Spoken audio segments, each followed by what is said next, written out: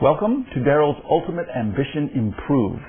This is a very, very nice finish for an ambitious card routine. That's how I would use it, without question. But if you wanted to do it all by itself, technically you could. You show a deck of cards, have a card freely selected and signed. I'll use this card that's already been signed. And the effect is you wrap the deck with a piece of rope. It's an ordinary piece of rope. You can wrap it as many times as the rope will go around. And there's no question about it. This is definitely, completely, sleight of hand proofing the entire pack. That's the idea. If I have the deck wrapped and tied with rope, there's absolutely no way to perform sleight of hand. Watch closely. Without sleight of hand, the signed card goes into the middle of the pack. And no matter how closely you look, you see it's definitely in the middle of the deck. It's definitely going in. It's definitely a signed card. Watch closely. I do absolutely nothing. Just push it in all the way. There's no way I could cheat. But if I snap the fingers, one card rises to the top. Take a little peek under there. Can you see what it is? Oh, absolutely, positively. And that's all there is to it. Now, technically, you can have the card signed by as many people as you want. It doesn't make any difference. In fact, here's something I discovered just recently. You could also have the card signed on the back.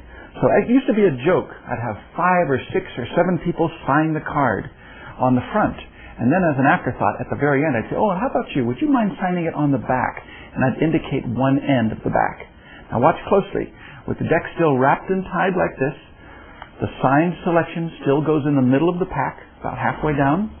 No matter how closely you look, just like before, you see it's definitely in the middle.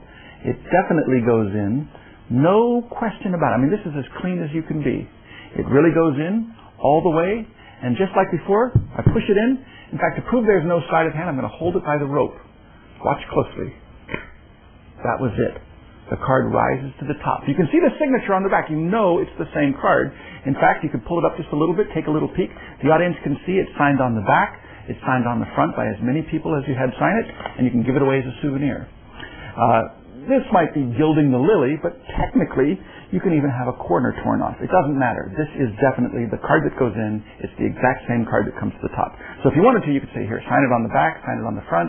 Here, tear off a corner. And let the spectator do this. No switch. The spectator tears off the corner, keeps it.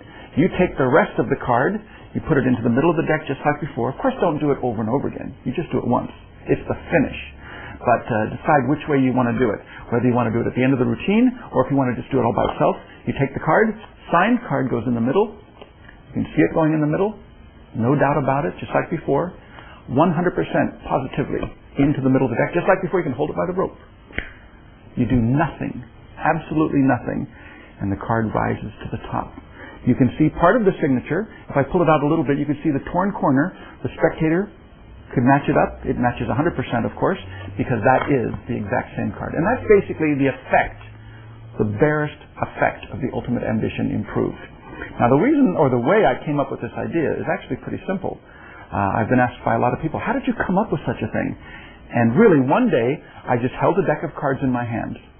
I said, how could I put a card in the middle of the deck and have that exact same card appear on the top without any sleight of hand? And believe it or not, the answer is pretty simple. In fact, just for fun, if you don't know how this is done, you might want to turn off the tape for a few minutes and think about it. How would you do it?